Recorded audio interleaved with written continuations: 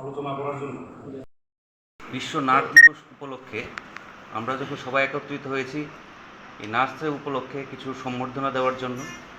এটা এমন কিছুই নয়, তাদের যে অক্লান্ত পরিশ্রম, তাদের যে সেবা, এর বিনিময়ে এটা কিছুই নয়। শুধু ওদেরকে সম্মানার্থে আমরা একটা ছোট্ট ফুল আর মিষ্টির প্যাকেট দিয়ে ওদের সম্বর্ধনা করব। এই কথাগুলি বলেই আমি আমার কথা শেষ করছি।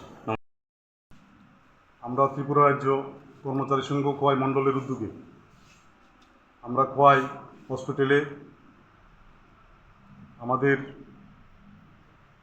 এই হাসপাতালে কর্মরত নার্সদের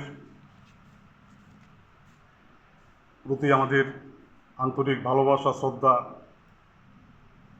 এবং শুভেচ্ছা জ্ঞাপন করছি।